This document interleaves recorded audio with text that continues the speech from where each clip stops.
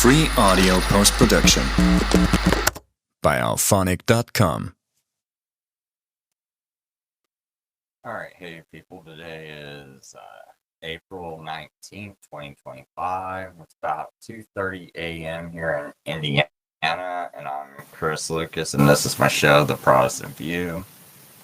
Anyway, I was at work listening to a video, and I work about 70 hours a week, so, but the one thing I can do is kind of listen to things while I'm at work. I get an opportunity to do that. And I just saw there was a Easter video on.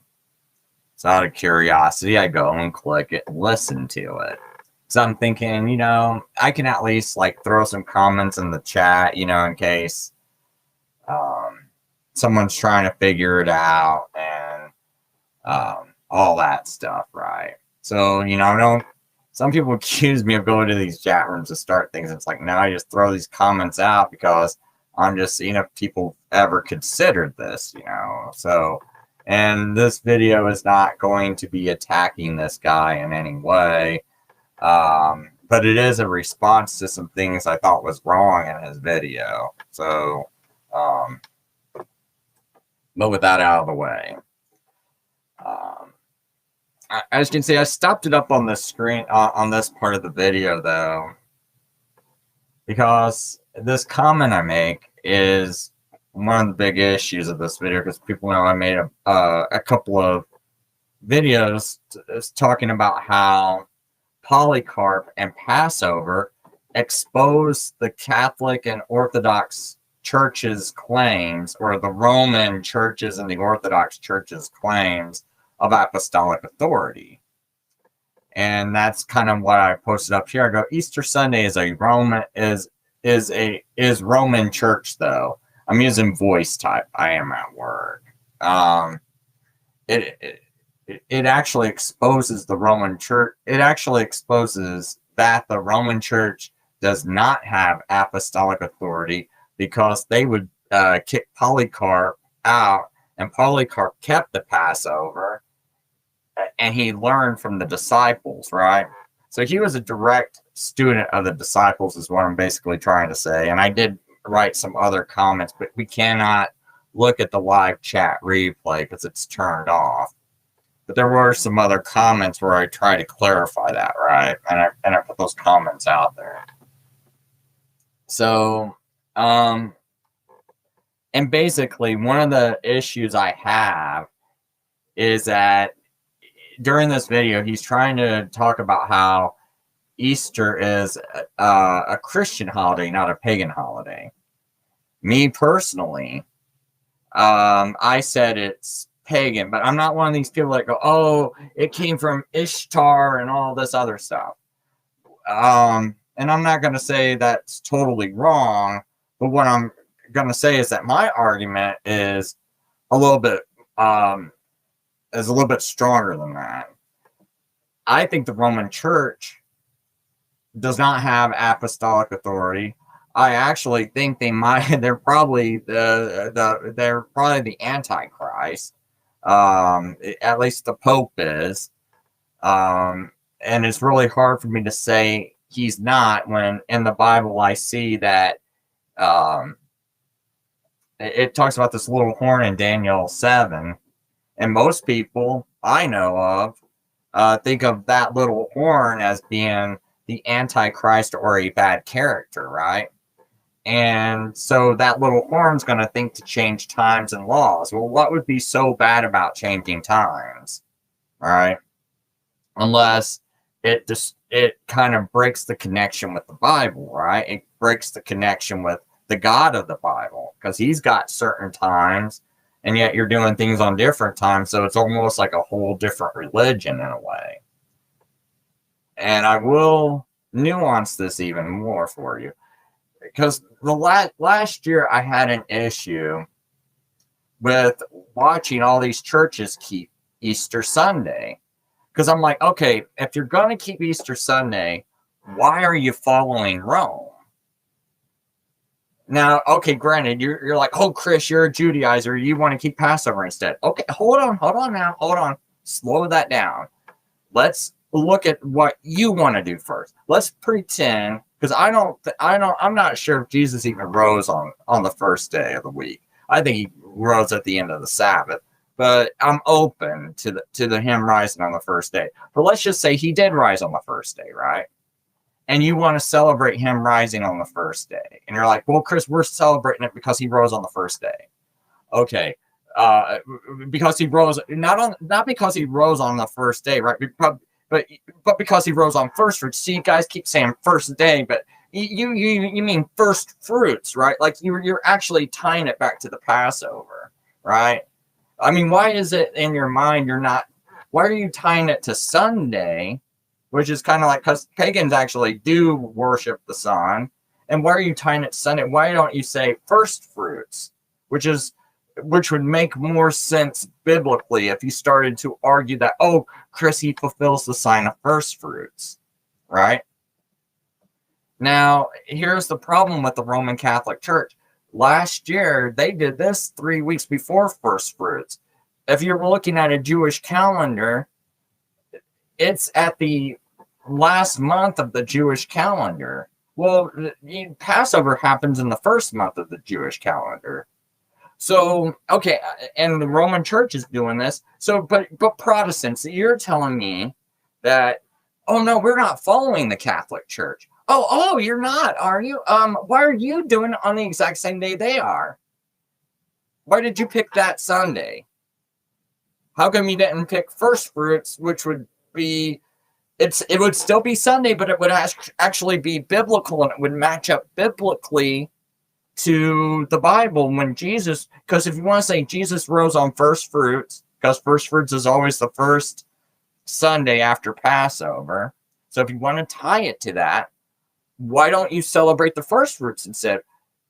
And you guys go, well, they always, all the Christians celebrated Easter Sunday. Now, I'm going to get into that part too, that false claim. But you say that they always did, but I'm arguing that you're getting this from Rome, and I think Rome is basically a mixture of pagan stuff, because we don't see anything in the Bible about worshiping Mary, praying to saints, praying to dead saints, things like that, like praying to them, not for them, praying to them. We don't see this in the Bible, and the Catholic Church is adopting all this weird stuff. We don't see any kind of celebration for Christmas or nothing in the Bible. We don't see none of this stuff. This stuff comes much later. And to me, everything that comes much later comes from Rome. So now if Rome is doing it, and Rome's involved with all this pagan stuff, and I see that Polycarp kept the 14th of Nisan, right? And everyone says Polycarp learned directly from the disciples, and people on my side and on the Orthodox side and the Roman Catholic side all agree that Polycarp actually knew the disciple, the apostles, John the Apostle, and learned from him. Everyone agrees. He learned from the apostles himself. And he says he's keeping those practices. And we see those practices in the Bible. But the Roman bishop Anicetus, who he was arguing with at the time, was observing Easter Sunday, right? So, and Polycarp, and so they kind of agreed to disagree, basically. And but they didn't break fellowship. But years later, you're seeing Victor, I think it's Victor the First, around 189 or 195 AD. He threatens to excommunicate the churches of Asia Minor over what? Over doing the exact same thing that Polycarp was doing, who he learned directly from the apostles. Now, it's one thing if you just want to pick a day, and you're trying to. Me personally, I think it's twisting the Bible when someone says, God, in I can't remember if it's Colossians or wherever, where it's like you can honor whatever day you want, and do whatever you want. But okay, you go do that. But if we're talking about someone that's threatening also to excommunicate if you don't, like it's a big deal. Like, oh, you're an evil Judaizer. So that's the problem I'm having, is that, last year it was clearly on March 31st, which was not um, was not the first day of on the Jewish calendar, and it was definitely about 3 to 4 weeks away from um, what you would call first fruits. And all you're doing is, I'm watching all these churches calling themselves Protestant and saying that, oh, we're Bible alone and everything. And so where's this practice of celebrating this day that's not the first fruits? It's not connected to Passover in any way. It's just some floating Sunday that the Roman Church did. Where is this practice at in the Bible? It's not in there. You guys could argue with me if you were like, oh, they were keeping first fruits and dedicating first fruits to celebrating the resurrection of Jesus. That they were keeping that Sunday, that Easter Sunday every year. Okay, that would make sense, but none of you guys have argued that with me. In fact, whenever you guys are keeping this, you're going right to Rome, right by their calendar. And I think part of the problem is, so people are so steeped in Roman influence all around them, they don't realize they're actually doing the exact same. They're following the Roman Church because they're just so influenced by it on their TV, all the talking heads on the TV, telling you how to vote, because, Sean Hannity, Bill O'Reilly, Laura Ingraham, and then the Democrat Party has long been controlled by the Vatican, right? So you're sitting here just hearing all these like Catholic voices all day telling you how to vote, everything to think. You go to these school systems that they done took over back in 1840, at least here in America. And, I had a relative, Elijah Lucas, back in 1895 or 1894 that wrote a book called Shall Liberty Die? And in this book, at the beginning few pages of it, he mentions how he goes and sees that on both sides that they have, it's being run by Catholics, because he started talking, because for the longest time the Protestants thought it was an issue that the Democrat Party was so dominated by Catholic influence, and then he brings it to people's attention like, hey, now we're seeing that the leader of the Republican Party is a Roman Catholic too, and all this. So you got all of this Catholic influence around you. Even in Hollywood, that's mostly ran by Catholics. That's who wrote the Hollywood codes and everything that they go by. So now I'm gonna go ahead and get into this video, because I don't want to wait too long. I just kind of wanted to float that point so people think about that point. Like, why are you picking a certain particular Sunday instead of basing it on something more biblical? So that's my first argument, that this does look like it's pagan because it comes from Rome, and I consider the Roman Catholic Church pagan because Christians shouldn't be praying to dead saints and the Mother Mary and all this other stuff. It's pretty good this year, and then it's one of the, because again, I've learned a lot more in debating. And I had a Satanist I guess 2 weeks ago, whatever it was. And, he was making an argument about Jesus, which was a copy of Mithras. So, I try to get to the guy and I say, hey, listen, define a primary source. Give me a primary source, whatever. And he gave me an Amazon book. And he said, the primary sources are in there. I'm like, no, you give me one. And then I said, do you even know what a primary source is? So, Tucker,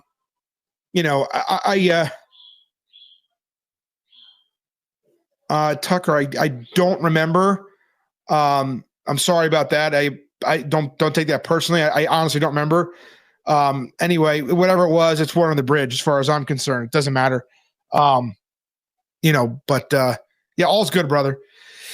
But it's been really good this year as far as, the Easter's pagan stuff. I haven't seen it nearly as much as in years past. And I don't know, maybe people are starting to get educated on it. I don't know. But, for me, I do this same video every year with the same information. I just, because the level of ignorance is still out there. And I actually have gotten, one person in particular who it has gotten to that crazy obsessed level about me over this, this and Christmas, because I asked him to provide primary source data, and he absolutely went crazy, contacted my family, all this because I simply said that your narrative is wrong. No one's saying you have to celebrate Christmas. No one's saying you have to celebrate Easter. There's no biblical command to do it, but you shouldn't be condemning other Christians that are celebrating the birth and or resurrection of Christ, whether they celebrate Easter, Christmas, both. If somebody's doing things in honor of God for it, we shouldn't be condemning those people. And like I said, some of these guys just go absolutely crazy. So this is a video I do every year for those of you who are new to my channel. And what we do is with this particular video. So I was playing that part because he was talking about how people don't provide primary sources, right? Or data to back up anything they say. So, and I'm not trying to be divisive over this issue. I'm just pointing out that people who are calling themselves Protestants are basically just partaking in something that the early church didn't do. That's all I'm raising up here, right? I'm just saying, hey, Polycarp learned Passover from the disciples. That's what he did. All the churches in the Asia Minor, they did Passover. The first people I see talking about Easter Sunday is the Roman Catholic Church. Pope Sixtus around 114 AD, something like that, or maybe around 10. I might have it wrong, slightly wrong by decade. Somewhere around 114 AD, though. Pope Sixtus is like the first one I see that I think might even be bringing this up. So, that's one concerning thing I have. I don't see it in Scripture. First people I see bring it up is Roman Catholics. The Roman bishops, right? So that's concern number one. About Easter, I like to break down the etymology of the word Easter, show you where some of these myths that the people claim it's pagan comes from, and show you that there's absolutely not a single shred of primary source data anywhere that says that anything that the Easter's pagan crowd claims, the claims they make. There's absolutely zero evidence, no primary source data anywhere that proves anything they say is correct. Actually, he's going to contradict himself later because he's going to give primary source data out of his own mouth that I used in my videos just this past week. My own, videos about Easter and Passover. I made 2 of them. He's going to wind up contradicting everything he just said with his own primary source data. So without further ado, let's jump into tonight's video.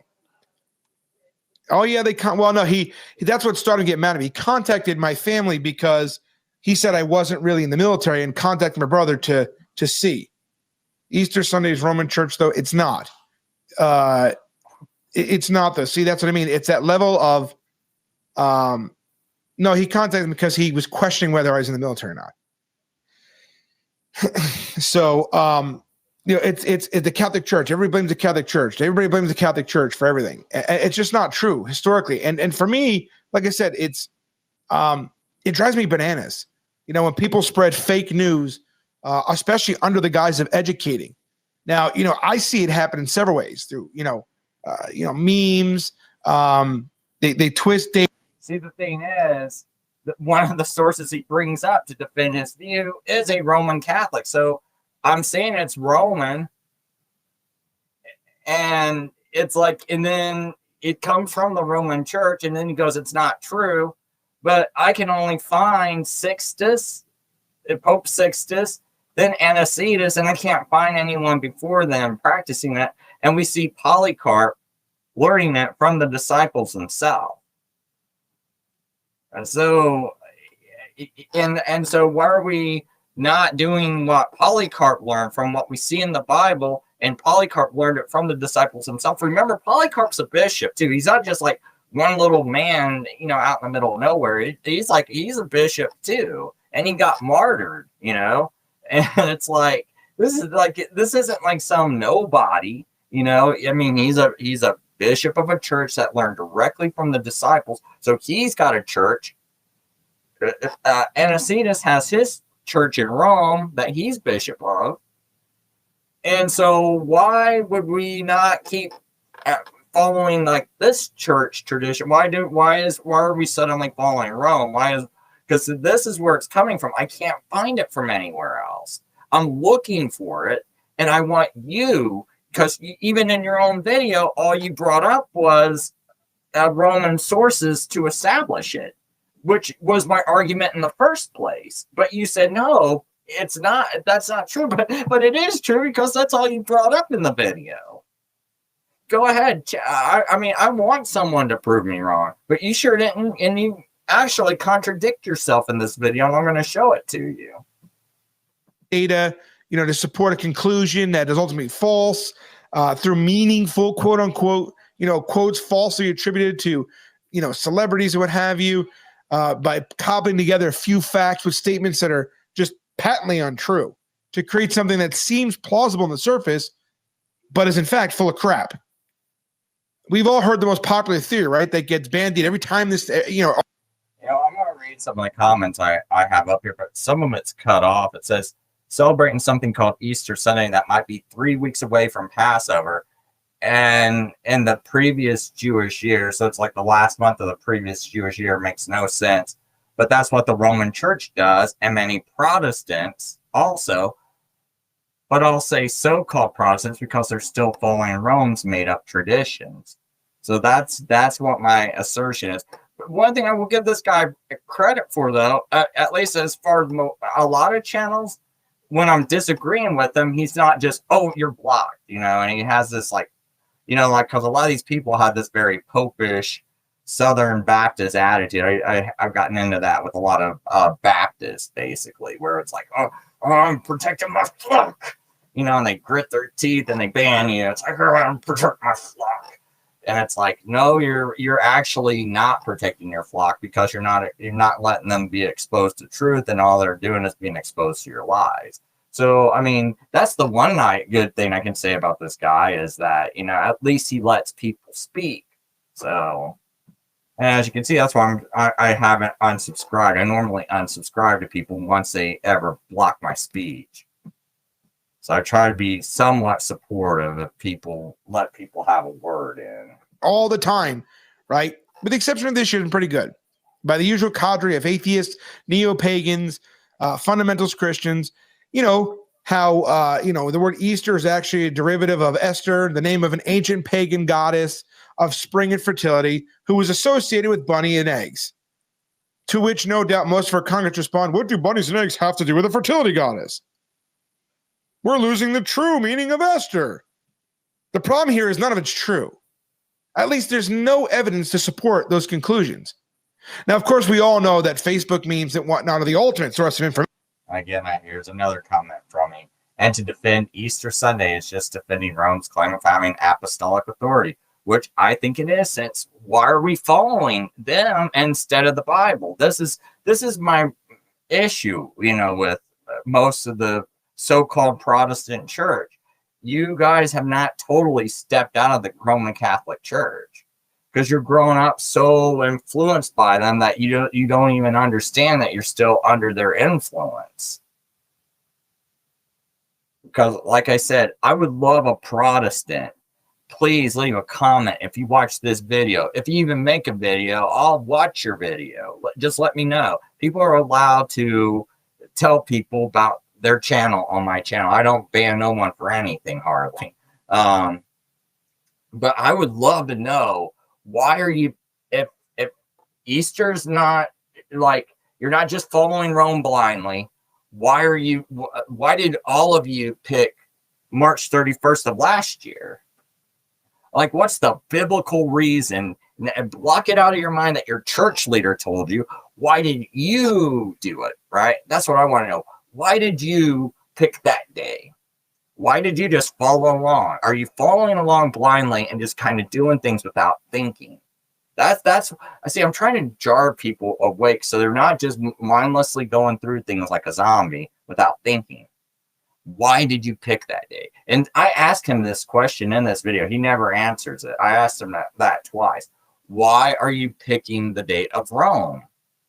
And that's what I would like him to answer. why do you pick that date? But there's two errors he does that are pretty bad in this, and I'm going to get to those.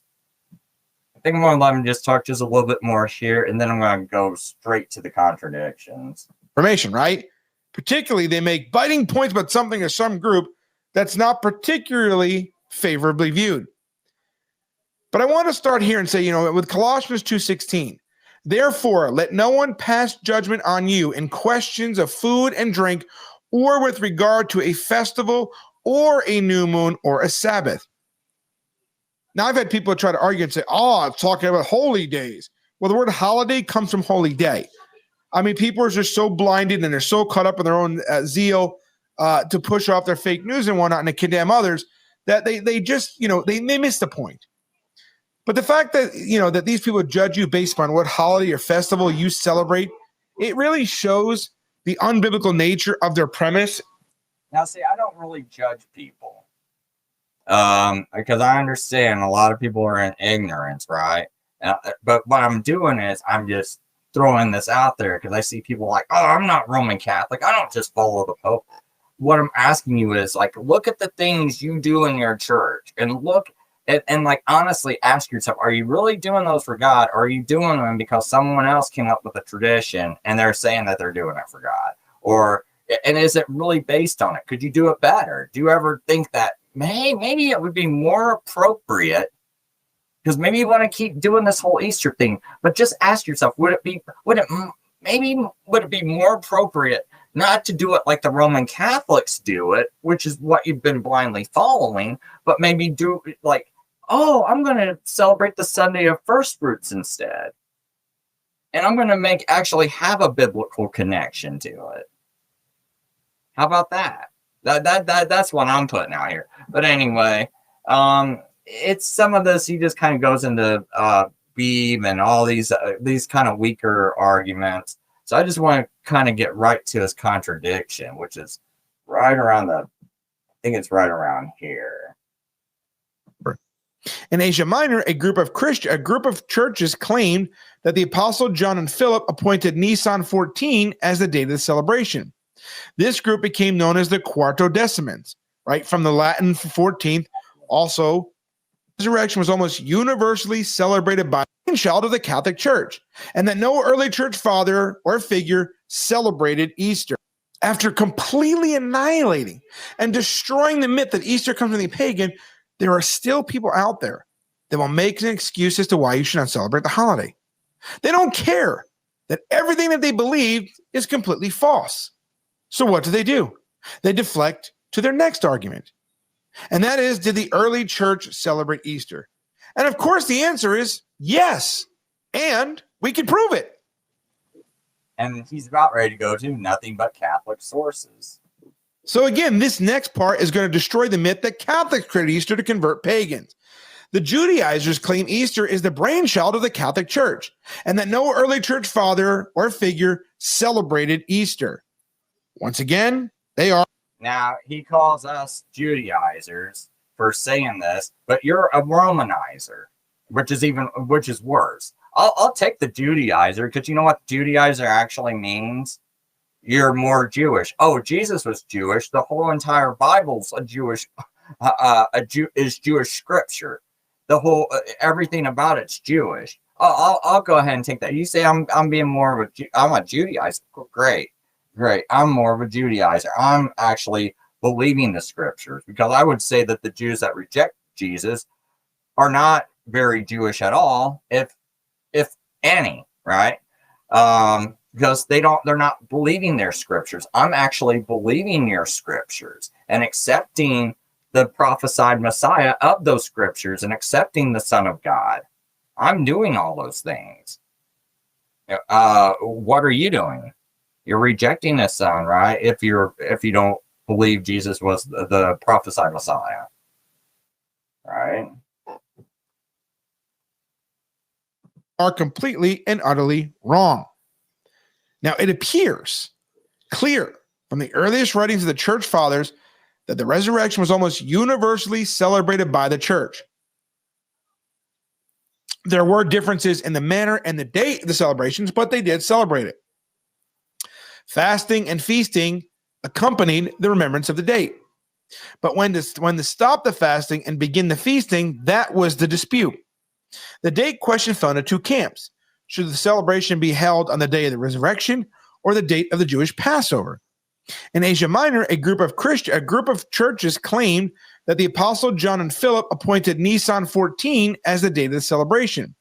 This group became known as the Quartodecimans, right, from the Latin for 14th, also Quartodecimanians, because they believe the celebration should begin at the time when the disciples ate the Passover meal with Jesus in the upper room. This group concluded that the fast at this time and began the feasting and celebration of the resurrection.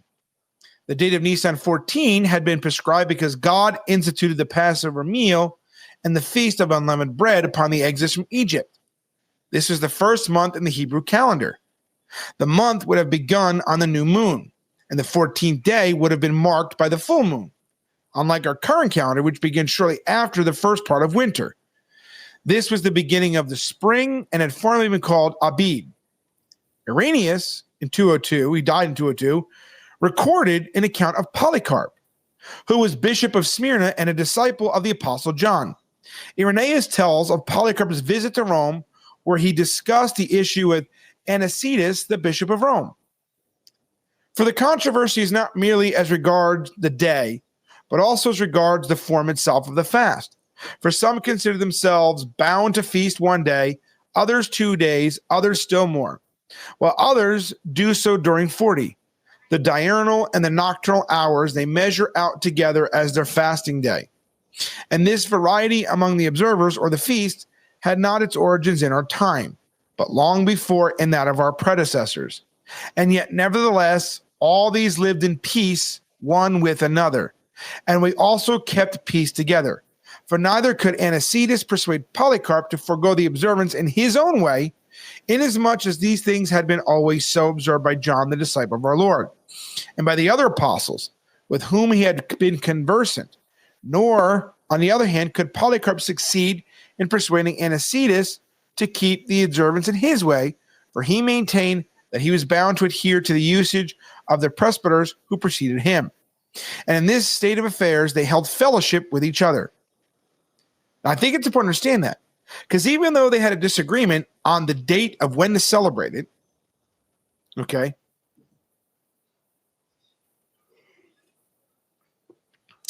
they still maintained fellowship. See, Polycarp understood from the Apostle John that the celebration was to be observed from the date of Nisan 14, while the tradition of the Western Church was to celebrate on the Sunday following the Passover. This difference did not lead for them to break fellowship, but to honor one another and continue with their practices in their respective regions. Can we? And you notice we can't do that today in anything, can we? We can learn a lot from these guys back then.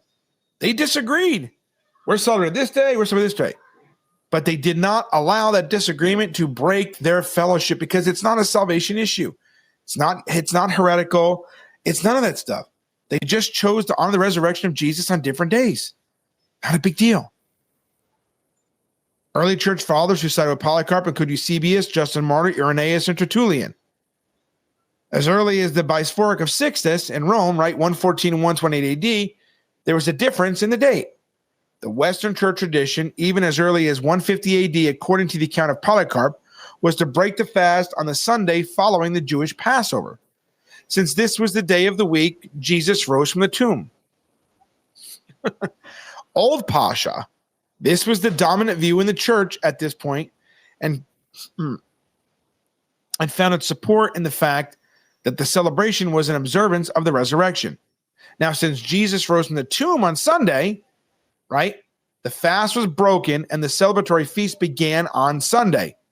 The contention over the date of the celebration was basically between a small group in the East and a majority in the West. But this was not seen as an issue of orthodoxy until Victor I threatened excommunication of Quartodecimans around 195 AD, a threat he abandoned at the advance of several synods. So those who claim the celebration of Easter was assigned by Constantine, to allow and. Well, see, I don't claim Constantine. But everyone he's bringing up, he just brought up Sixtus, another Roman bishop. So my argument still stands is that this was started by the Roman Catholic Church. I can't find any evidence that anyone else kept it. It was the Roman Church. And yes, they might be the bigger church since they're in Rome, right? Everyone's coming to Rome, being influenced by Rome. And so, yeah, that church would wind up having a certain prominence that other churches don't have, or preeminence that other churches don't have, or I think maybe prominent. My vocabulary is escaping me right now. But they would be like this, they'd have like it's quite possible that more people are going to view the Roman Church just because of its location, its and the travel to and back from the Roman Empire. So, but basically, all the other churches are keeping Passover. But here's the crazy thing: is now we got this church that's copping an attitude, is thinking about excommunicating people, and you're following that church that established Easter Sunday. And now you're following that same church that's thinking about excommunicating people. Accommodate pagans. You really have to contend with the records of Irenaeus and several others. Now, even then, some are still going to try to fight and argue that Passover is what we celebrate. I mean, at this point, they no longer have a rational argument against Caesar, right? So they're just pausing and going to the next one, right? So here. Well, you see, and in my video, I showed. I can't even find anything real solid about Passover until about 150 AD. And so where's all these people keeping it? It's definitely not in your Bible. So here's a custom, and all I can see is Roman bishops keeping it. And I can only, and then when they then it starts to get more accepted by all the other churches after they're pushing it. And you got to think, maybe that talk about excommunication, maybe if they have enough power to where they think they can excommunicate people and that can actually start to hurt people, this church, maybe these other churches are starting to like, oh, maybe it's more important that I'm favorable to Rome, right? So because of excommunication's that big of a deal, which it was in those days, even in that time, maybe these churches feel like, oh, maybe I better kind of start doing what Rome wants to do. And so I'm still waiting for an established source that's like, no, it wasn't Rome that did it. Here, let's go over some evidence that the apostles viewed two different pashas. And this is aside from Polycarp. You can find evidence of this in the Gospel of John. He's making a distinction between two different Passovers, right? So in John chapter 2, verse 13, he says, the Passover of the Jews was at hand, and Jesus went up to Jerusalem. In John chapter 6, verse 4, now the Passover, the feast of the Jews, was at hand. And in John 11:55, he says, now the Passover of the Jews was at hand, and many went up from the country to Jerusalem before the Passover to purify themselves. Okay, I got to stop it here because this is where this part is real ignorant, because he's saying that because John writes Passover of the Jews, that John is saying that means there's two different Passovers going on. This is proof, because why would John have to say Passover of the Jews as to differentiate it from some other Passover that's going on? Right? That's his claim. So it's like, oh, certainly he wouldn't have to say Passover of the Jews. So I need to find those scriptures real quick. I wrote all this down in my notes. Somewhere right. Just give me a second. Sorry, people.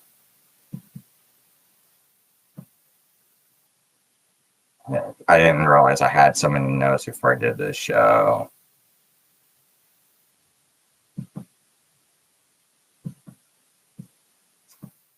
I'm almost there. Found something.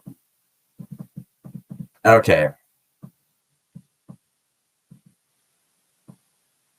oops, no, I got it now. Okay, so in John 6:4, Passover, now the Passover feast of the Jews was nigh.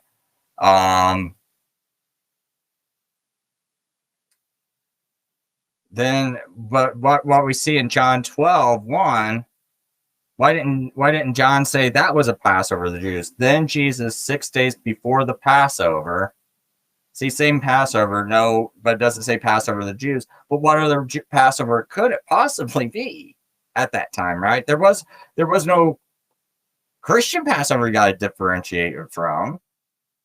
But yet, in the earlier verses, he's saying it's a Passover of the Jews, right? Now before the feast of the Passover, and John 13, verse 1, it says, now before the feast of the Passover, still the same feast. Why didn't he use it? But here's a killer point for you. There's this one verse that really does this argument in. Okay, now John chapter 7, verse 2. Now the Jews' Feast of Tabernacles was at hand. Okay, now going by his logic, if there's a Passover feast of the Jews, and that must mean there's a Christian feast called Passover, why would John say it? Then what's the Christian Feast of Tabernacles? See, or because John's saying now the Feast of Tabernacles, that now the Jews' Feast of Tabernacles was at hand, and John chapter 7, verse 2. And I asked him this, he never answers that question. I did ask him that in the chat room. So I'm like curious. So if you want to use that argument, answer this. See, the real reason was John's writing this, I think, to a more Gentile audience around. I think this book might have been written maybe short, either 7. This was one of the last books written in the New Testament. So some people might want to argue before 70. Some people might want to argue it was written after, around 90 AD, somewhere in between there, right? But whatever the case is, this is more to a larger audience. And so maybe when they hear certain Greek words and they hear Passover, maybe they needed that extra clarification. The Jews' Passover was at hand. In John chapter 2, verse 13. But see, later on, in those other passages where they don't mention it, it's like, well, because the people probably know the context. So they know whenever they hear this word now, it's the Passover, right? Because in these later passages, it doesn't say the Jews' Passover was at nigh. It just says the Passover was, close, or something like that, or the day after, 6 days before, whatever it says, right? So I think that's a terrible argument, because if you want to argue that, then you need to explain to me why John 7:2 says Jews' Feast of Tabernacles was at hand. Because that must mean there's a Christian Feast of Tabernacles. So I want you to pay attention to what John is doing here. So John feels the need to qualify the word Pascha. He has to call it the Jews' Passover. Such a phrase as Jews' Passover would be redundant unless there was already a distinction between Jewish Passover, Pascha, and another Pascha. So there must already be a difference between the Jews' Feast of Tabernacles and the Christian Feast of Tabernacles. It says the 4th of July, right? I were to say, what are you doing on America's Independence Day? That would come off as a redundant statement, because America is already ingrained into the term. All we have to say is, what are you doing for Independence Day? Nobody says, what are you doing for America's Independence Day? We just say, what are you doing for the 4th of July, or what are you doing for Independence Day? If George Washington declared independence for America on the 4th of July, I would then need to qualify which Independence Day I was talking about. Are you doing for Washington's Independence Day? Or are you doing America's Independence Day? And just think about some of these words. If I say, let's say you're reading a book and you have no idea, and you hear some term like Feast of Tents, It's like, whoa, what's Feast of Tents? But if you say Jews' Feast of Tents, okay, Feast of Tabernacles, right? So it's like I think that's what's actually going on in these passages. See, so John indicates a need to qualify which Passover, which Pascha he's talking about. And he calls it the Jews' Passover. Another thing, though, why would he need to qualify which Passover he's talking about? I mean, just think about this a little bit. This is prior to the crucifixion, right? So there's only one Passover that exists anyway, prior to the crucifixion. So you don't need to say it's the Jews' Passover. There's only, like, if he was right and all they need to say in Greek for the people to understand was Passover, but these people don't even this is to an audience that's unfamiliar with Jewish customs. So, I mean, that's kind of why they're doing it. And so, and also, it's just like, people would know just from history that it couldn't possibly be the Christian Passover because it hasn't happened yet. Because you would know just from reading it, like, okay, like that wouldn't be able to occur until after the crucifixion. So when he does things like that, that really makes me question how he interprets everything else. What's also interesting to note about John's statement here is that the Jews' Passover is unique to the New Testament. If you look at the Old Testament, God calls Passover the Lord's Passover. He never calls it the Jews' Passover. Exodus chapter 12, verse 11. In this manner you shall eat it, with your belt fastened, your sandals on your feet, and your staff in your hand, and you shall eat in haste. It is the Lord's Passover. Numbers chapter 28, verse 16. On the 14th day of the first month is the Lord's Passover. Leviticus 23:5. In the first month, on the 14th day of the month of twilight, is the Lord's Passover. And yeah, the Lord's Passover, the Lord. So who's the Lord? Jesus is the Lord, right? So if that's the Lord's Passover, maybe we should be keeping that and not this Roman thing. And it also gets kind of crazy when you start calling Sunday the Passover when it's not the Passover. Like, the Passover is never on the Feast of First Fruits, but they're not even getting the day of First Fruits correct, right? Like, you see how much confusion this is by even trying to call it the Passover. The resurrection day is not the Passover. Jesus did not rise the same day he got crucified. This terminology doesn't even make sense when people try to argue that way. And I wonder, maybe someone was dishonest in the past, when they're reading this and they're reading these things going, oh no, this person wasn't really keeping the Passover. It meant like the Christian Passover. I wonder if they're just like this kind of there was like dishonest argument going on in the past. Because I don't even know how in the world Passover would ever be called on Sunday on the first fruits. Like this is like blowing my mind. Like, well, death passes over you because of Jesus's crucifixion. That's why he was called the Passover Lamb and died on Passover. And that's the whole point of it. So why would first fruits also be the Passover? Like, it just doesn't make sense. Passover is the day Passover happens on.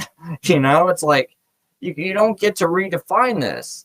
And clearly you're redefining things because of the way Rome redefined things. Because this wasn't even, that word Passover was not used in that way. You can't show me proof of it. I've looked for it. There's like prior to 150 AD, I don't think there's any proof of calling Sunday the Passover. Like, I don't know, man. Maybe I'm missing something, but even if there was, it's from the Roman Catholic Church. And second of all, I mean, it's like you just can't call first fruits Passover. Like, let's say you were actually getting the day of first fruits correct, but if you're not even even observing Easter Sunday on first fruits, then then this is definitely totally made up stuff that the Roman Catholic Church did. One of the first things they started doing, besides praying to Mary and all this other stuff, that's unbiblical. You got to keep in mind, the church you're using to establish your arguments is also starting to tell you to pray to saints and worship Mary and all this other stuff. There's a lot more, but you get the point. So we see throughout the Old Testament, it's called the Lord's Passover, never the Jews. So why was John not calling it the Lord's Passover? Why was he calling it the Jews? It's important because John recognized which Passover is now considered the Lord's Passover, right? So Jewish Passover is no longer the Lord's Passover. Easter is the appropriate word to describe the Lord's fulfilled Passover because Easter includes the resurrection of the Lamb. Jesus, our Passover, is the Lord's Passover. Easter includes the attributes of Jesus, our Passover. Our Lord in that word, the Son of Righteousness, the bright and morning star. John recognized which one was the Lord's Passover, which is why he had to qualify the term. Now, one last point I want to make on this. The Easter eggs. Easter eggs is symbolic of the resurrection of Jesus. Painting Easter eggs is a tradition where the eggs were dyed red to represent the blood of Jesus that was shed on the cross. The hard shell of the egg represents the sealed tomb, and cracking the shell represents Jesus, his resurrection from the dead. That's where Easter eggs came from. Nothing pagan about it. Again, there is nothing about it. People like to say it is, but it's just not true. You look at the Easter Bunny. The Easter Bunny first arrived in America in the 1700s with German immigrants who settled in Pennsylvania and transported their tradition of egg-laying hare called Osterhase or Osterhase.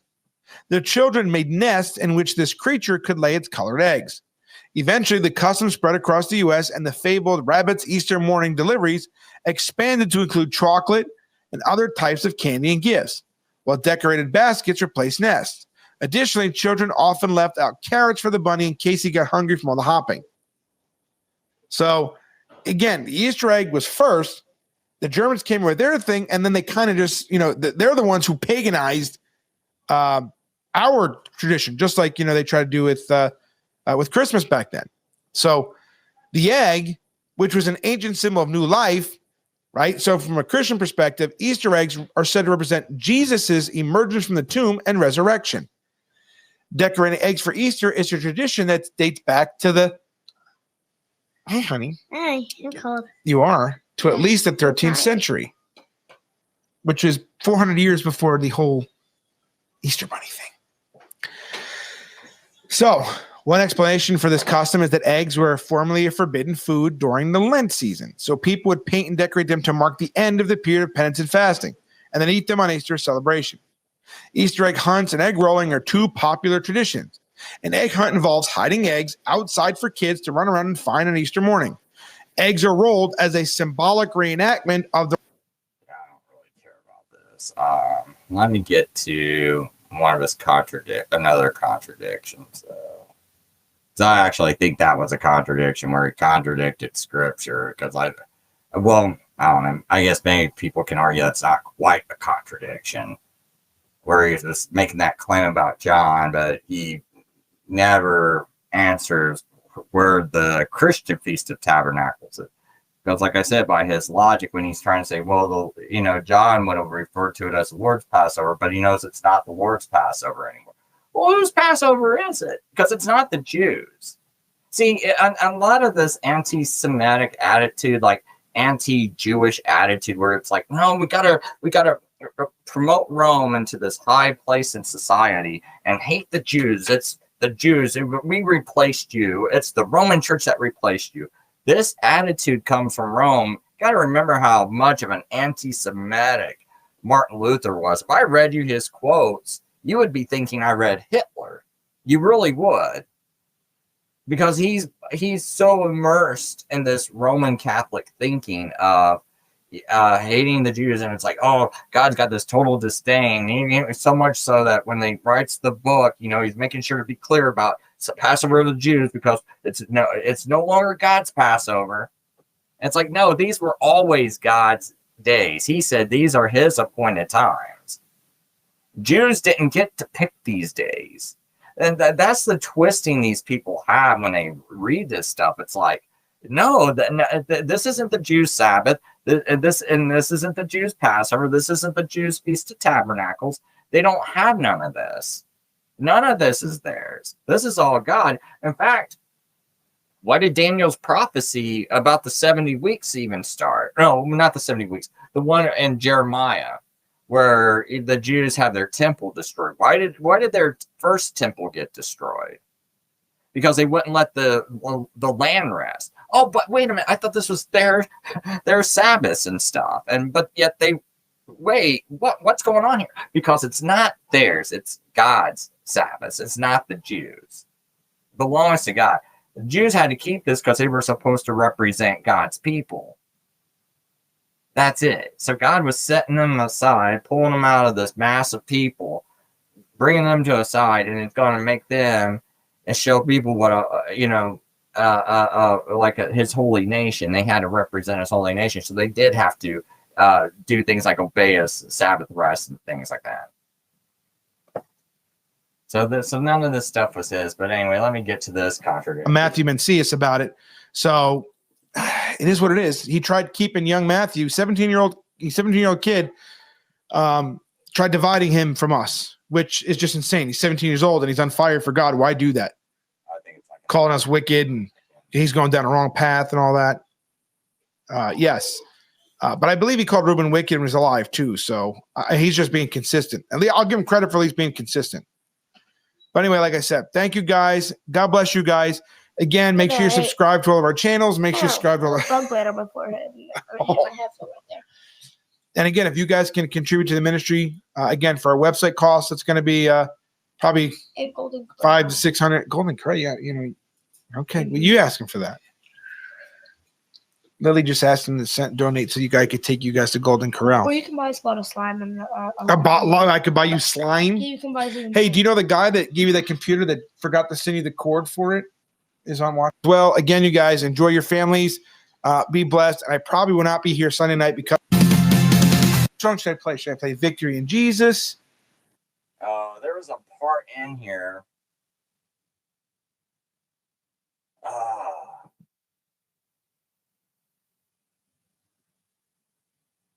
As long as what they read is what they already believe. So how could Christians parrot such a horribly inaccurate and debunk right thing? Where is their discernment? Where's the wisdom that God wants us to have? It hurts our witness. It makes those of us who follow the Bible look bad for two reasons. One, to anyone who knows the truth about these claims, it makes Christians look stupid and gullible. And two, it shows the laziness and the gullibility of believing man rather than the word of God or history. I also want to add that I believe there could be a satanic element in this, in that what entity? So you can see that I do mention John 2. Now the Jews' Feast of Booths was near. So I'm guessing there must be a Christian Feast of the Booths also. So where's that? And what is that? He wouldn't want you celebrating the resurrection of Christ. Now, again, I'm not saying you have to, but why would somebody demonize the resurrection of Christ? Right? Why would they do that? Who would do that? Think about that for a second. And the next time someone tries telling you that, Easter is pagan. He actually does it back to back, and I missed it. Because he goes and quotes Anicetus, but right here around the 445 mark. I can't get it exactly. I'll just look that. And the 14th day would have been marked by the full moon, unlike our current calendar, which begins shortly after the first part of winter. This was the beginning of the spring and had formerly been called Abib. Irenaeus, in 202, he died in 202, recorded an account of Polycarp, who was bishop of Smyrna and a disciple of the apostle John. Irenaeus tells of Polycarp's visit to Rome, where he discussed the issue with Anicetus, the bishop of Rome. For the controversy is not merely as regards the day, but also as regards the form itself of the fast. For some consider themselves bound to feast one day, others 2 days, others still more, while others do so during 40. The diurnal and the nocturnal hours they measure out together as their fasting day.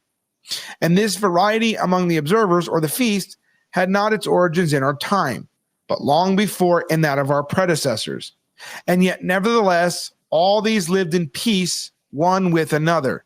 And we also kept peace together. For neither could Anicetus persuade Polycarp to forego the observance in his own way, inasmuch as these things had been always so observed by John, the disciple of our Lord, and by the other apostles with whom he had been conversant.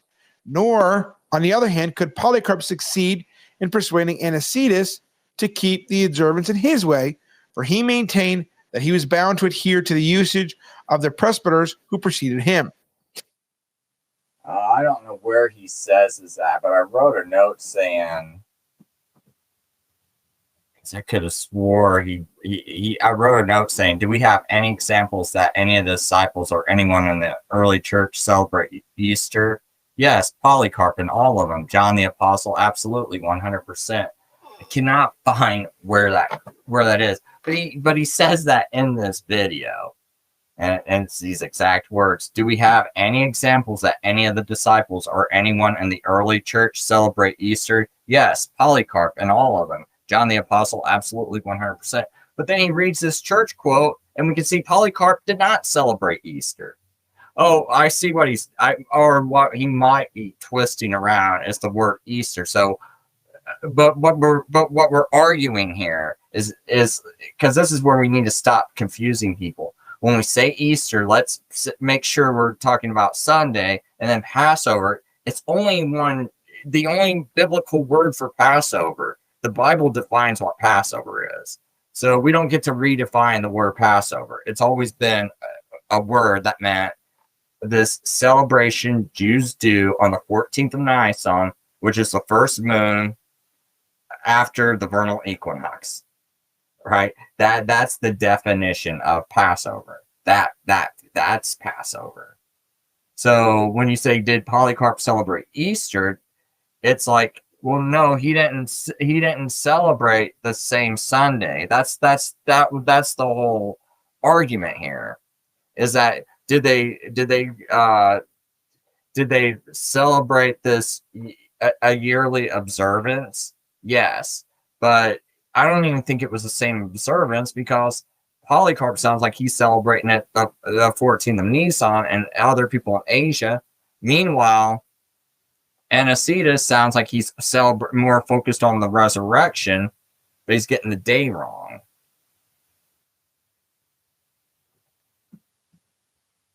So I mean that's pretty much it. It's like I felt like that was a contradiction. If he means, because most of us when we're watching this video and we're saying, did Polycarp celebrate Easter? Did John the Apostle celebrate Easter? No, they didn't. Not when you define it as like Sunday, like your yearly Sunday that you keep going to, that you're obeying the Roman Catholic Church with, or you're doing the same thing as they're doing, following them, right? No, John the Apostle absolutely didn't do that. Neither did any of the apostles or Polycarp, and the first people we even see evidence of it is Roman bishops supporting it. Like you mentioned, Sixtus, Anicetus, and you didn't bring up any other names. So I'm the one with all the quotes and everything. Meanwhile, you don't have the quotes. And I'll probably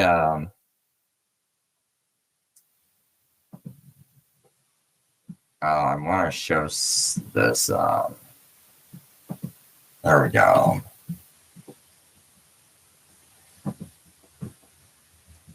See, I think the only other, I can't even remember who else might have tried to mention it. you know, it may we might have Ignatius, but I've looked through and my notes are only like I could only find Sixtus as being possibly like the earliest one. But people can, like I say, can correct me on this. But in Acts 17, we see Paul say, "Now the Bereans were more noble than those in Thessalonica, for they received the word with all readiness of mind, and searched the scriptures daily to see whether these things were so." So you know what? If you were going to search the scriptures to see if what Anicetus is pushing and the Roman Church is pushing is so, you couldn't find it. And today, when you do your Easter, you know, when people do those Easter celebrations, now this particular year, I think it actually is landing on the first fruits. So if you want to, you know, if you want to say, oh, you know, I'm doing it right this year, or doing it the way, I'm not going to say the early church because I see no evidence of it. But if you want to say like you're doing it in some sort of biblical way this year by, hey, I'm going to observe the resurrection because the resurrection happened on first fruits. You're going to declare resurrection happened on first fruits, and now you're going to celebrate. Okay, now you at least got some kind of biblical meaning behind this. But there's plenty of years where it's like, no, it's totally disconnected and you're clearly following Rome. And most people are so ignorant of the calendar because they're so anti-Semitic. It's like, oh, I don't want it. Well, why don't you want to know the Jewish calendar? Because it helps you understand the dates and times of the Bible and everything. It's a real simple thing to learn. It's not that difficult.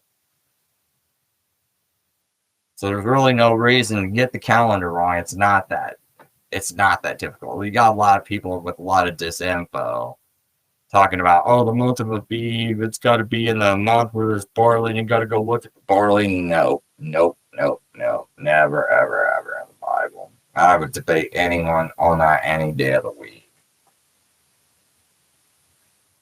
But I do want to get to this, and then I'll look at the chat. I haven't looked at the chat whole video, because I just want to make sure I got these points.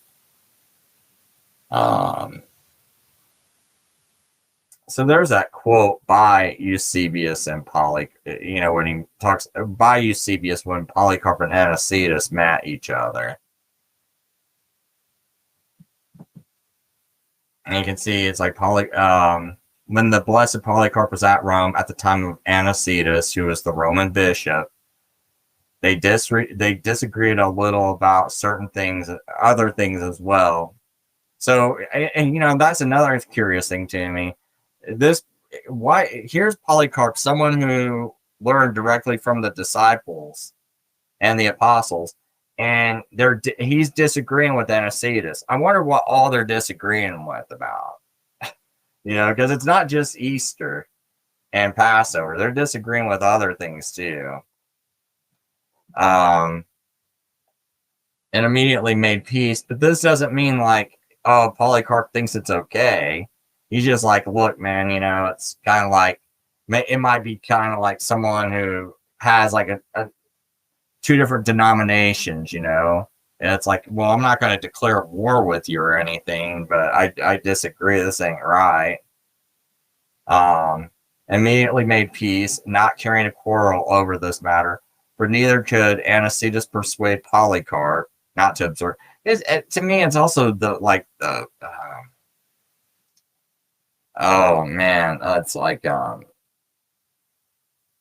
this guy Anicetus is not sounding very humble to me, because I think I would listen more closely to a guy that actually learned from an apostle.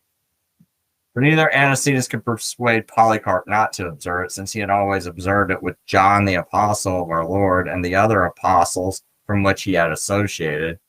Nor could Polycarp persuade Anicetus to observe, for Anicetus said that he must hold to the custom of the elders before him. So we see that Anicetus is just holding to the customs of his elders, which were just other people within the Roman Church.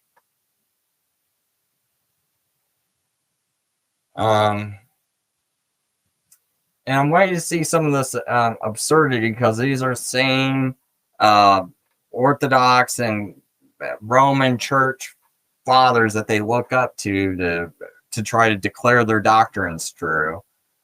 So here we got Justin Martyr saying, but if some through weak-mindedness wish to observe such institutions as were given by Moses, yet choose to live with Christians and believers, I do not approve of them, but I also do not compel them to change. But I'm again, it's like, just imagine Justin Martyr standing in front of Polycarp, someone who actually learned from the apostles, and saying, I don't approve of you keeping Passover as the apostles taught you. You're just weak-minded. I mean, to me, it's not just offensive, but it's just absurd. It's just so puffed up and arrogant. Or imagine, John Chrysostom doing the same thing, right? Because he goes, I'll read this one. I'll read this quote. There's another one too, but if the Jewish ceremonies are venerable and great, if the Jewish ceremonies are venerable and great, ours are lies. But if ours are true, theirs are filled with deceit. So now again, imagine Polycarp walking up to, here's another one by John Chrysostom. Many I know respect the Jewish festivals and fasts. I wish to drive this perverse custom from the church right now. So this is going on hundreds of years later. They're still observing this, right? And they're actually within John Chrysostom's church, right?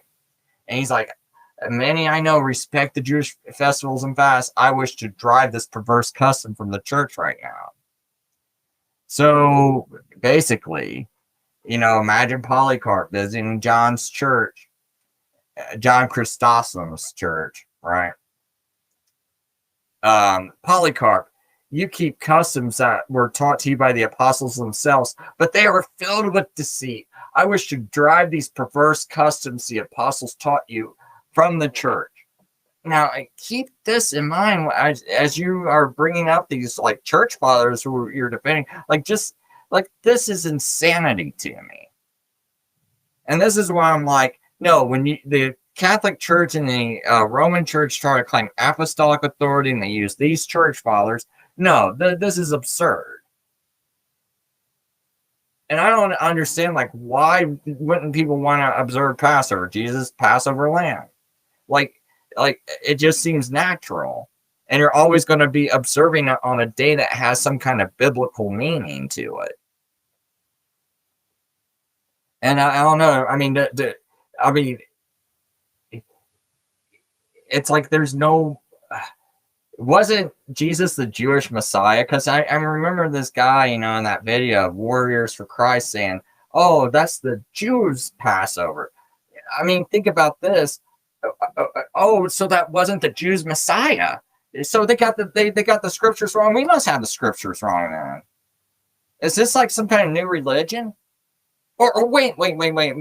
It's not. It's the Passover of the Lord, and this is the Lamb of the Lord on the Passover of the Lord, right? And this is the actual Jewish Messiah. So it makes sense. If you want to, for that, it's like, what other Passover is Jesus getting crucified on if it's not the Jews' Passover?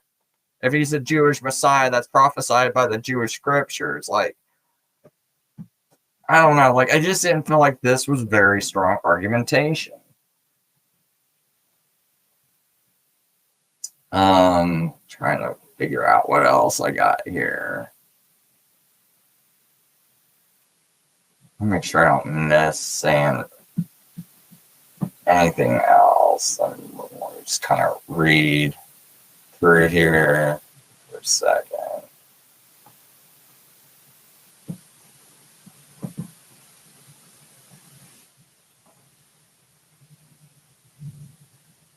All I can basically say is Leviticus 23, verses 9 through 14 establishes first fruits the day after the Sabbath during unleavened bread as the time of the offering of the first harvest.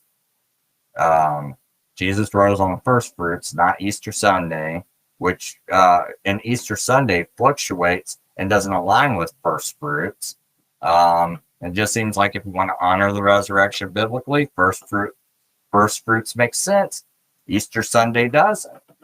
And yes, first fruits falls on Sunday, so if you still got to eat, you just got to have it on Sunday. Guess what? First fruits falls on Sunday, but why not just do it on first fruits, which makes more sense biblically because that's the day you want to claim Jesus rose, right? But I just don't understand why your resurrection day floats with the Rome's day and does not match the biblical calendar.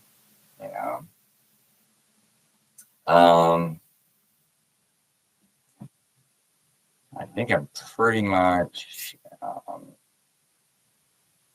went over that Feast of the Jews argument. Easter Sunday as a universal church observance was not observed until the council. No, well, I wonder why that's in this. Oh, never mind. I was making a comment on this video because he's the one who said it was not agreed upon until. Okay, yeah, it wasn't agreed upon until the Council of Nicaea, but it didn't come out around there. So it's like I've been keeping my arguments pretty sound. It was established by the Roman Catholic Church, but I never ever made a claim that it was established at the Council of Nicaea. My claim's always been that it was always established by the Roman Church much earlier by people like Pope Sixtus, and that all the Protestants are doing is basically following this Roman Catholic thing that they invented. And it's definitely not sola scriptura. We can't find it in there.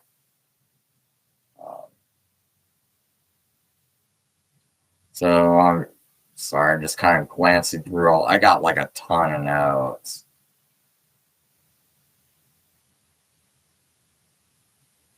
I caught that contradiction already. And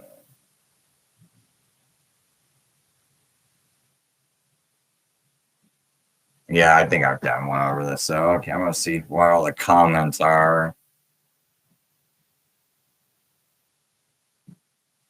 So, kind of reading some old comments. They were made about 50 minutes ago. Sorry, folks. We keep Sunday because that's the day Christ rose. So, what's so special about Easter Sunday?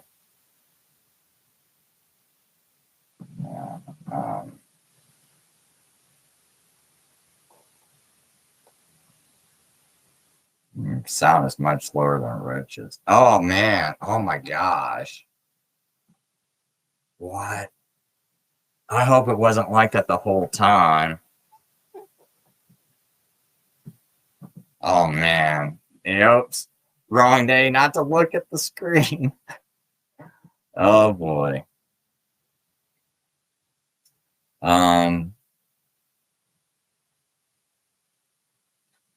Tudor Alexander. So Truth Free says Tudor Alexander thinks the end times trouble will be Sunday. The law via papacy and Judaism being an accusation for those keep Sabbath. Yeah, I don't care much for Tudor Alexander, but yeah,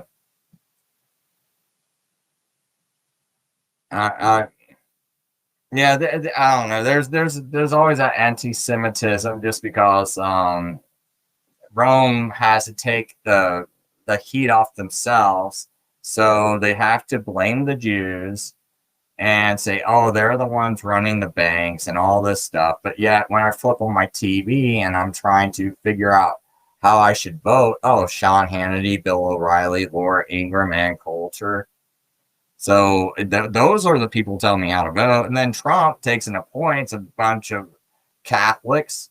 And remember, the Catholic now, folks, because I beat on Trump, what I'm exposing is that the Democrat Party is basically running both sides. See, that's the thing people need to really wake up to.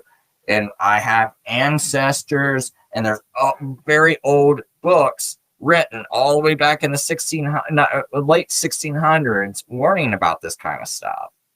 And you see, like, the inventor of the telegraph, Morse code, Samuel Morse, he's warning people. He's warning Abraham Lincoln about Rome planning an assassination on him. So you have all this stuff. You even have all 10 Roman Catholics who were involved in the Lincoln assassination, who killed Lincoln. And then you see that the Democrat Party is the one that's teaming up with Rome when Archbishop Hughes and all of them back in 1840, what was it, like 1841 or something like that, proposed a deal that if these politicians will remove the Bible from public schools, they'll have the Roman Catholic support. So it's the Roman Catholic Church that helped get the Bible removed. And in 1854, once it got enough of these politicians it backed, they removed the Bible in 9 different states. And remember, Bishop Hughes is from New York. Which one was the first one to get the Bible removed from? It was New York. What is New York today? A Democrat haven, right? Nothing but Democrats.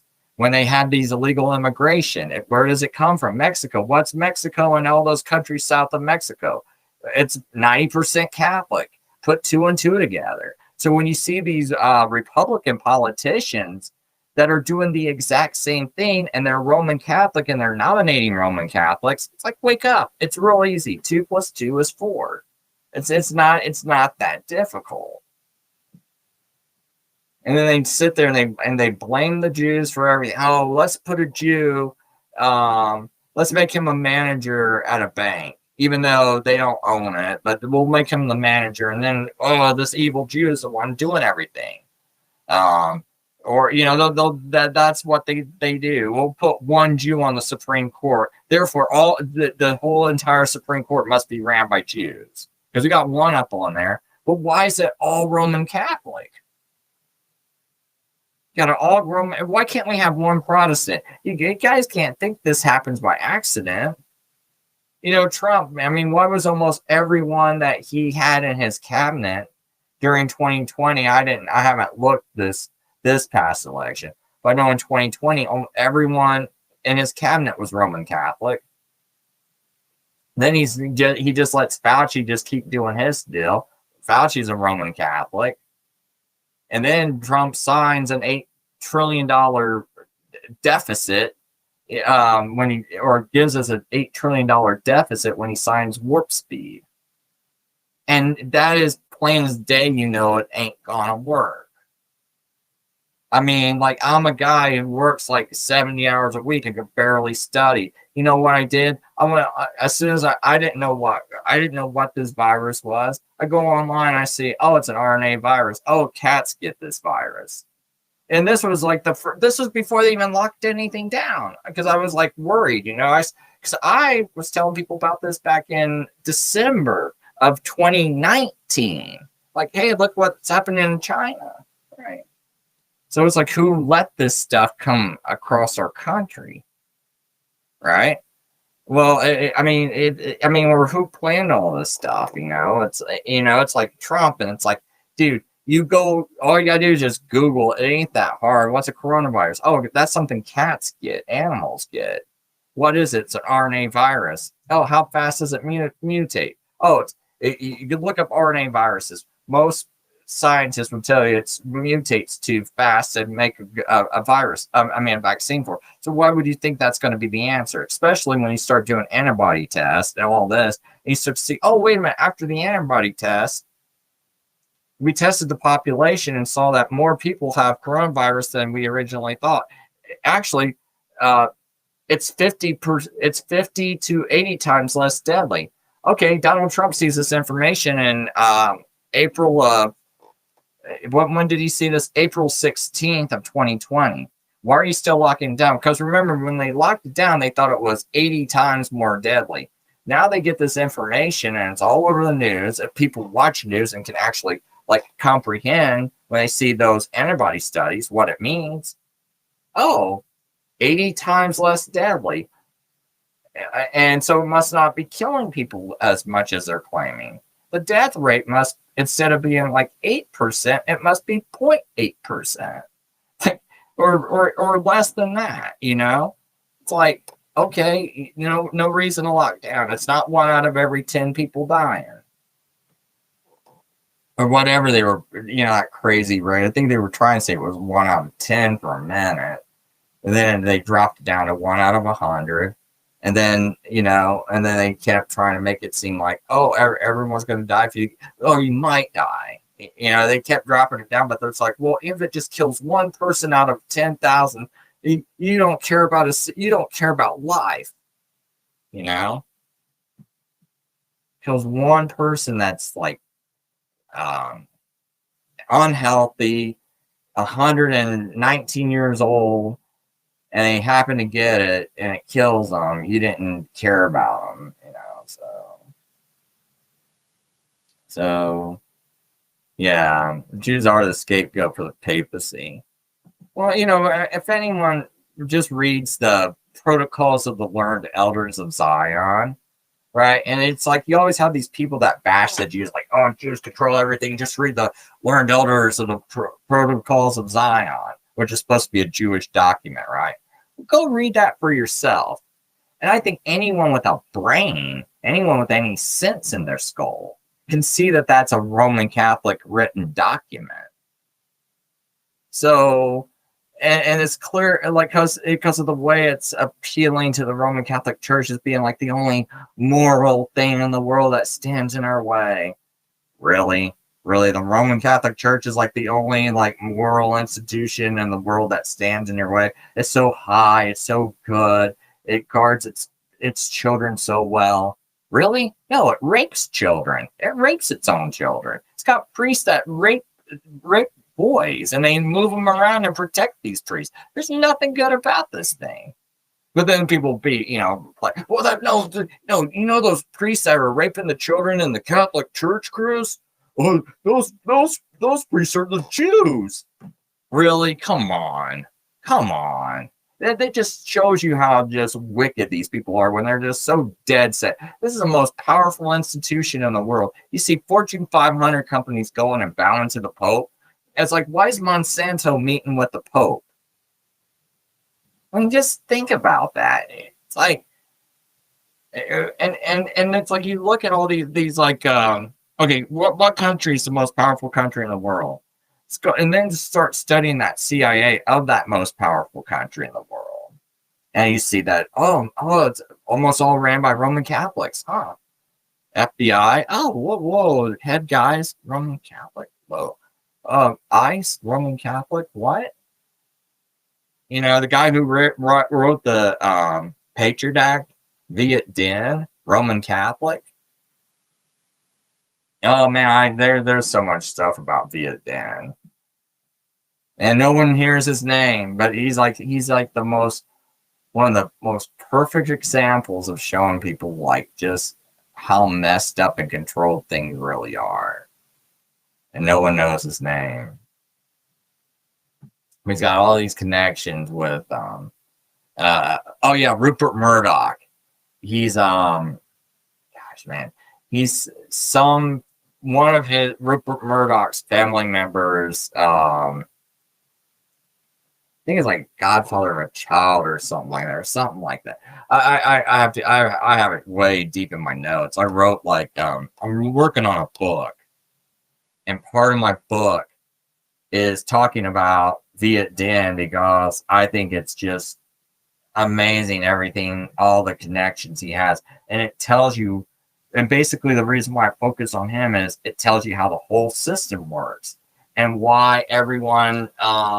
And why when people get into politics and stuff, like how that works and why you wind up going along and just the and what being like a Roman Catholic who's gonna go along with the whole plan, what that gives you and opens up for you.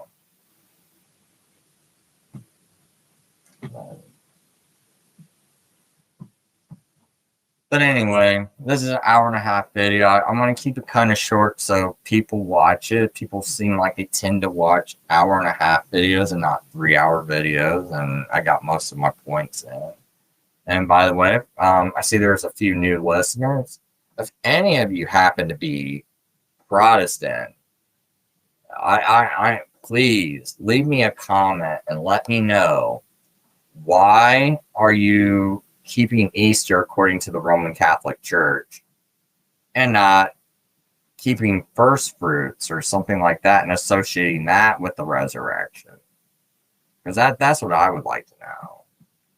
Like I said, the Roman Catholic Church, last year, this is where I thought was like really insane.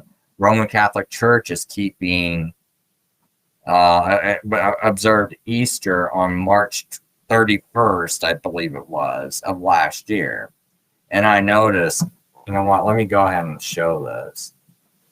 So, March 31st, 2024.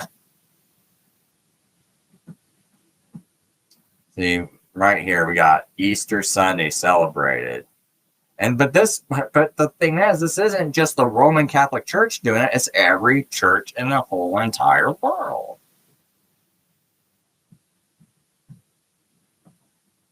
And remember, we're on a Gregorian Roman calendar. I mean, you're really steeped into Rome, and people don't even know that. So I'm just kind of curious, what did they say?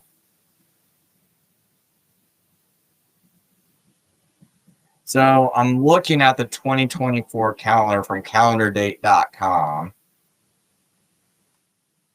And so Easter was celebrated.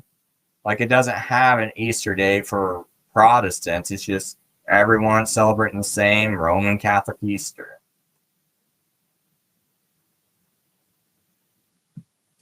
And look, oh, it's got the Jews Passover.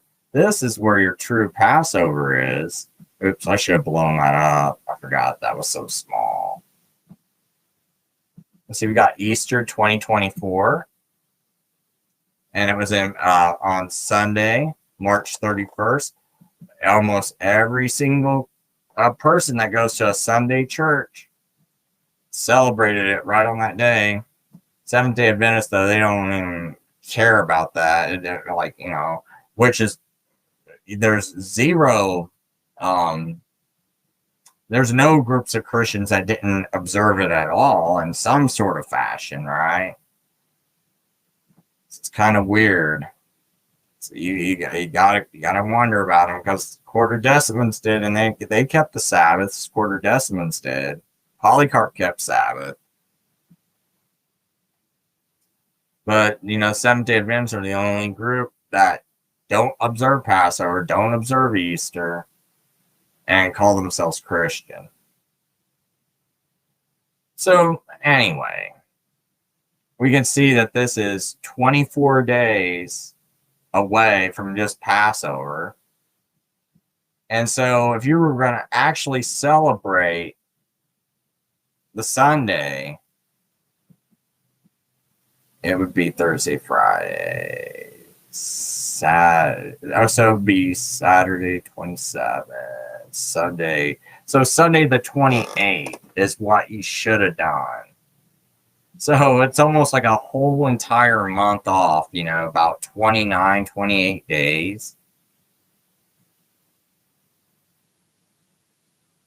And then here's the Orthodox. They're a week off. No, they're about 10 days off, 10, 12 days off, something like that. And here's the Orthodox celebrating, you know, and that's like way off.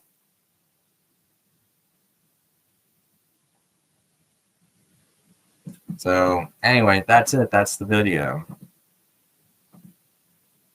Free audio post-production by alphonic.com.